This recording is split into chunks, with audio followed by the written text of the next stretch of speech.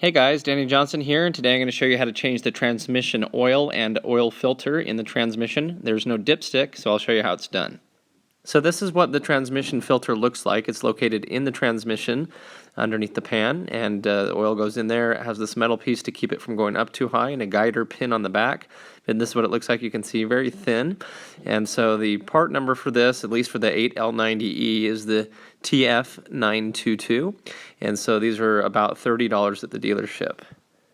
And I went ahead and lifted the vehicle here on the frame, and I put jack stands on the front of the frame there on each side just to get it up in the air a little bit. So I did that on each side. Make sure you're safely secured on jack stands. So as reference, here's the driver's side tire. You want to look back and find the silver pan for the transmission. Make sure you're not getting the oil pan for the engine. The engine oil pan's up here, the black one.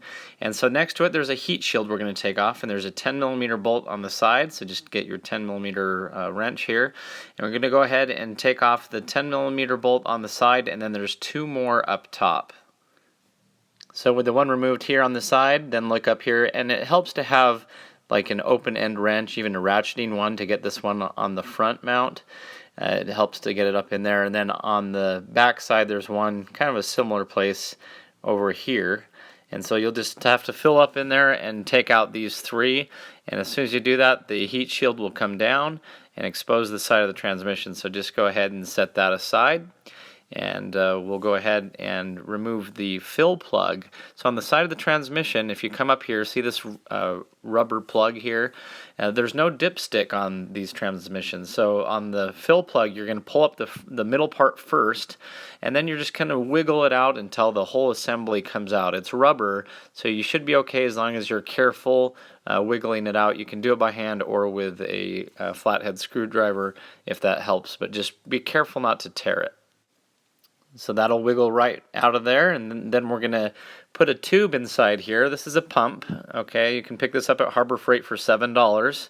Really nice here. And then we're just going to empty this into these cranberry juice bottles. So in the end, you're going to end up filling two of these up, so that's about 8 to 9 quarts worth of fluid that's going to come out of here.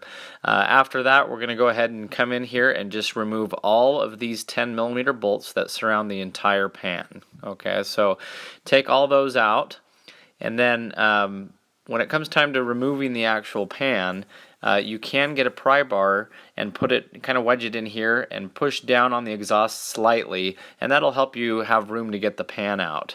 It's pretty close, but that definitely helps. I also found moving the pan towards the passenger side really helped get it out.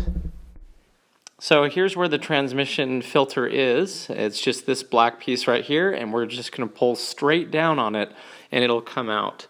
Very easy to remove, and it just pops back up in. Next, pull straight down on the transmission filter, and it'll just come out. You'll lose a little more fluid there. Okay, so TF922 is the part number for the 8L90E transmission, so the filter just pushes right back up inside. And so you'll feel it line up. There's a dowel pin in the back, so just line it up and push it straight up, and it'll pop right into place. And so now let's move on to the pan. You have two magnets down in here, and they can be pretty grungy, so make sure that you pull these out, wipe them down completely clean. So we're starting with a nice fresh clean pan again, and you can see the difference here. This is wiping it out with a microfiber towel. Look at how much grime is in there. This pan looks a lot better now. Clean it out spotless, the best that you can get it, and then replace your two magnets, and we'll go ahead and put it back up in. Now we went ahead and lifted the pan and put it back in here, and as a little tip, what we did is we put our jack right here, and you want to be very careful. You don't want to crack any exhaust manifolds, but we just kind of wedged our pry bar in here and slightly lifted with the jack to pry that exhaust down just a hair, and by doing that the pan fit perfectly back up in there. So you can do that, but like I said, just put very minimal pressure, and then just go through and by hand put all these in. Make sure that the gasket is aligned. It has a little nub here to line it up, and then as long as you're looking up in the holes and making sure that it's going in properly, then you should be fine. Okay, so our pan is back on now, and with the gasket you want to even seal, and especially with oil you want to use this technique. We're going to work from the inside outward. So we started here in the center and we tightened these two bolts. Then we worked our way out this way and then our way out that way. When we came to the end, we did the center bolt here and then the outer ones, and that helps spread the gasket evenly. And so make sure you do that and then go back around and do it again. 89 inch-pounds is all it is. You probably noticed that when you took them out, how very loose they almost were. There's not a lot of pressure on these, so don't put them down too tight. Once again, working from the inside outward is the pattern that you're using. Okay, so this is the exact fluid you want to use for the 8L90. It's the synthetic LV ATF HP. And this is actually what the dealership will give you if you go in. This is what they use as well. So if you go to your dealership, it's likely they'll give you this anyway, but I'll put a link in the description where you can also buy it on Amazon. As well, now we have a brand new pump that we're going to use. We don't want to use the old one and pump dirty stuff back into it. So that's very important to make sure it's clean going back in. So we're just going to go and pump this in the side of the transmission.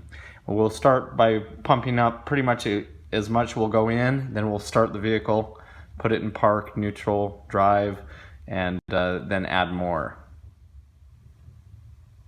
Okay, so we're going to go ahead and add 7 quarts in. We have a total of 9 here, and we're going to add 7, then we're going to start the vehicle, let it warm up to 93 to 115 degrees, showing on our new temperature sensor, and then we'll add that last quart. Okay, so we're going to start to add transmission fluid now.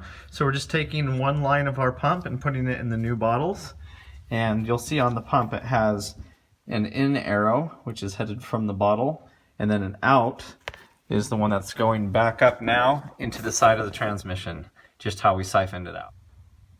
Okay, so I emptied these back out into the cans, and it turns out that we used a total of 1, 2, 3, 4, 5, 6, 7. And so I put 7 quarts back in plus most of this one. Okay, that'll account for what's kind of left residually here. And also in the end, after it's up to operating temperature, we're going to open a fill level plug to vent any excess fluid. So anyway, we know that we've put in just a hair more than we took out. That's where we want to sit, so we're going to go ahead and start the vehicle and let it warm up. Okay, so we're going to go ahead and reinstall our fill plug here. Just pushed it in, and now we're going to reinstall the heat shield. Okay, so the heat shield is back in, and just a reminder, the bolt goes in the side, and the top ones actually go through the transmission first and into the heat shield on the front and the back. But now that this is back in place, we're going to go ahead and start it up and let it get up to temperature. Okay, we did degrease this exhaust pipe too, to the best that we could, so it's not going to burn any of that oil. And so just make sure that that's clean. Okay, so we put the vehicle back down on level ground here, which will be important for when we check the fill level plug. And so we're going to go ahead and start it up and let it get up to operating temperature.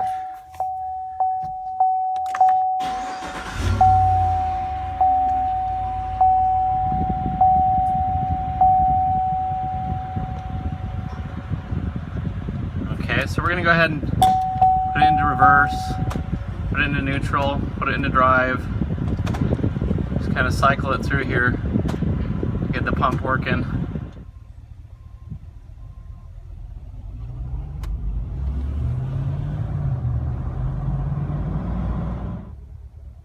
And I did have to drive it around a bit to get it to start to come up to temperature, but now that it's here, we'll be able to drive home and check the levels.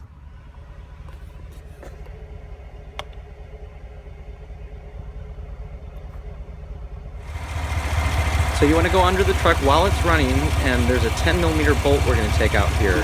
And so you want to make sure that you have a nice little can to catch any excess with. We're going to remove that 10mm bolt and wait until it's just a slow drip.